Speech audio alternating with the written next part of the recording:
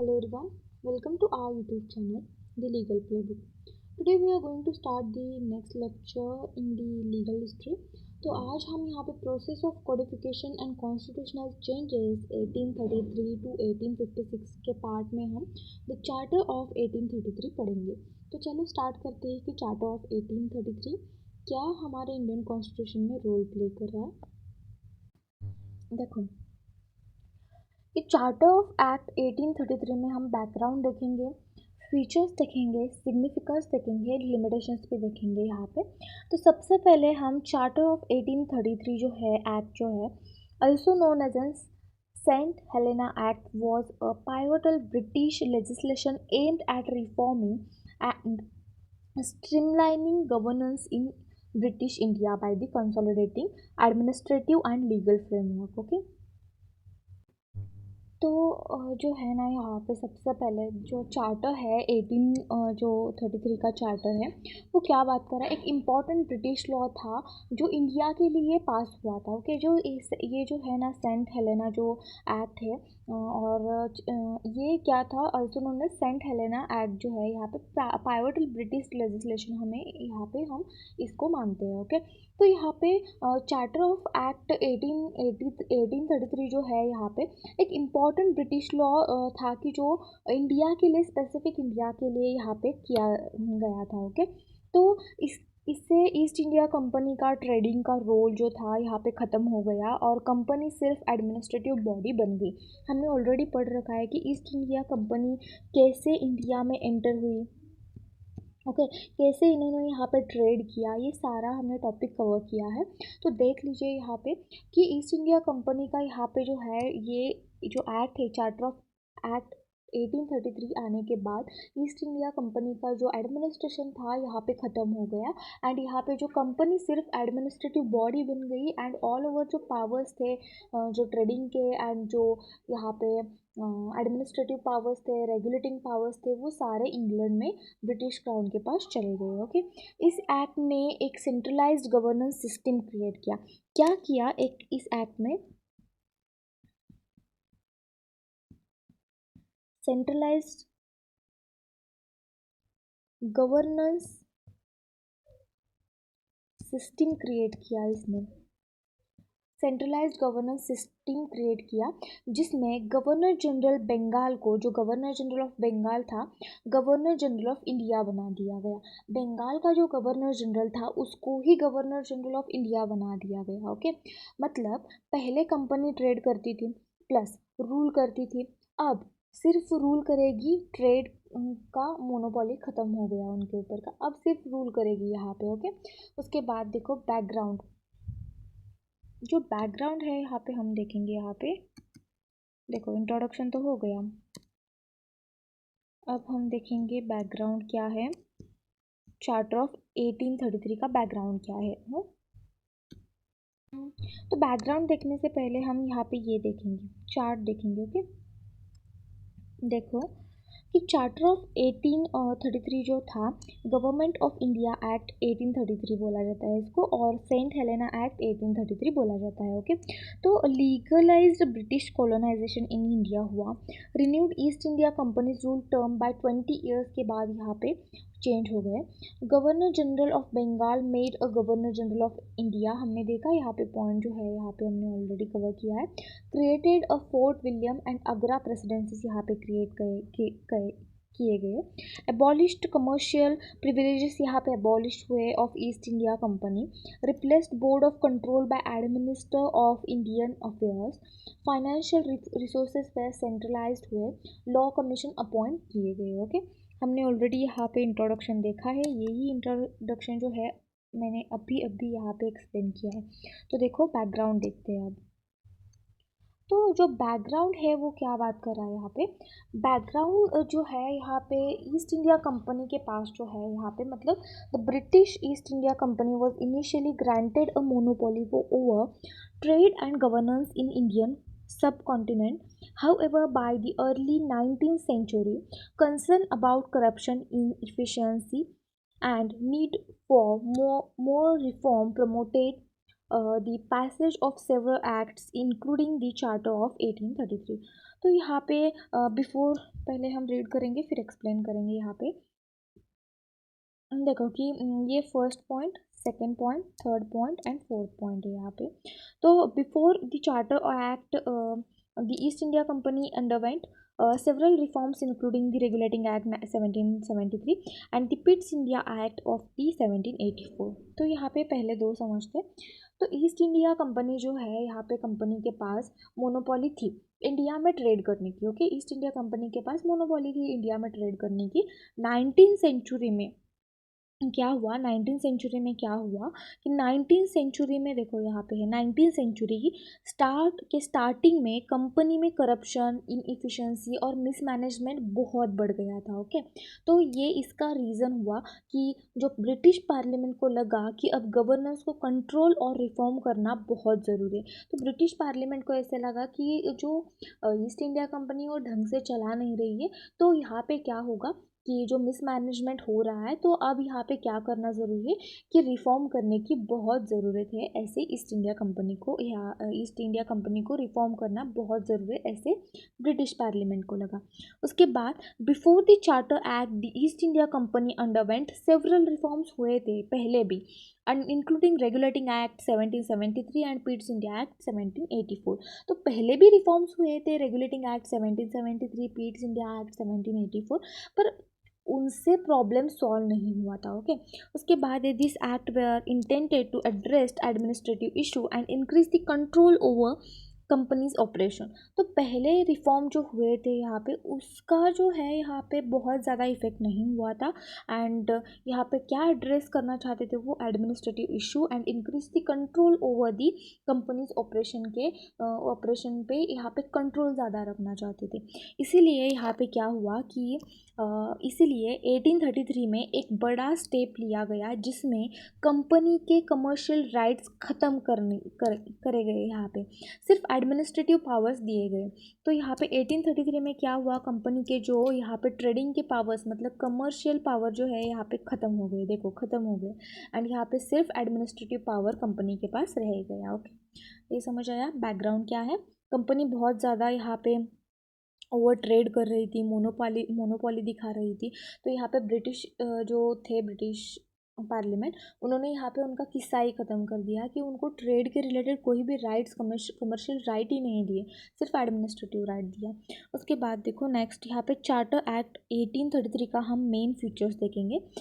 सबसे पहले जो है, the charter of act 1833 centralised British governance in India by extending the East India companies lease and empowering the governor general while lifting trade monopolies and facilitating European colonization.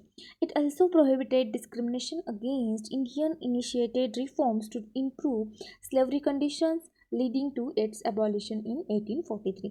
तो क्या बोला है यहाँ पे, गवर्नर जनरल ऑफ इंडिया, आप इसको point दे सकते हैं, गवर्नर जनरल ऑफ इंडिया। तो क्या बोला है, गवर्नर जनरल ऑफ बंगाल को अब गवर्नर जनरल ऑफ इंडिया बना दिया गया। ओके, लॉर्ड विलियम बेंटिक पहला गवर्नर जनरल ऑफ इंडिया बना, मतलब अब पूरे इंडिया का एक ही सुप्रीम हेड होगा। तो यहाँ पे जो है ऐसा इम्प्रूव आया कि जो यूरोपियन थे यहाँ पे, मतलब चार्टर ऑफ 1833 जो है सेंट्रलाइज ब्रिटिश गवर्नर से सेंट्रलाइज्ड हुआ, extending the East India company जो थे यहाँ पे, उनको लीज पावर्स जो थे यहाँ पे उनका एम्पावरिंग, गवर्नर जनरल को दिए गए सारे पावर्स, लिफ्टिंग ट्रेडिंग मोनोपोलीज उनका ख़त्म हुआ यहाँ पे। ओके, उसके बाद company 20 years lease was extend हुआ, जो कंपनी का 20 ईयर्स जो रिन्यूअल ऑफ लीज था यहाँ पे एक्सटेंड हुआ। उसके बाद the crown would govern India's territory and company's monopoly on the trade with China and tea was lifted. The restriction on the European migration and the property acquisition in India have been lifted. This paved the way of extensive European colonization of India. The Charter of Act 1833 centralized administrative powers by establishing a single governing body for the British India. British India को single governing body जो है यहाँ पे बंगाल का जो governor था India का बना दिया गया। The administrative powers of East India company were transfer to new position known as governor general of India. Okay, उसके बाद नेक्स्ट देखो, The Governor General was appointed oversee and direct the company's civil and criminal यहाँ sorry military affairs यहाँ पे उसको दे दिए गए. The Governor General assumed complete control over the Bengal, Madras, Bombay and other territories. The Governor General would control यहाँ पे revenues and expenditure. Revenue and expenditure भी उनके हाथ में आ गया. तो हम अब पॉइंट कैसे लिखेंगे यहाँ पे? सबसे पहले जो है यहाँ पे सबसे पहला पॉइंट कौन सा आएगा? गवर्नर जनरल ऑफ इंडिया आएगा. तो गवर्नर जनरल ऑफ इंडिया में गवर्नर जनरल ऑफ बंगाल को अब गवर्नर जनरल ऑफ इंडिया बना दिया गया. लॉर्ड विलियम बेंटिक जो था वो पहला गवर्नर जनरल ऑफ इंडिया बना. ओके, ये पॉइंट याद रखो. लॉर्ड विलियम बेंटिक पहला गवर्नर जनरल ऑफ इंडिया बना. मैंने गवर्नर जनरल बना नहीं बोला. लॉर्ड विलियम बेंटिक जो है पहला गवर्नर जनरल ऑफ इंडिया बना. मतलब अब पूरे इंडिया का एक ही यहाँ पे क्या होगा? सुप्रीम हेड होगा यहाँ पे. उसके बाद एंड ऑफ कंपनीज मोनोपोली इसमें आएगा टाइटल, एंड ऑफ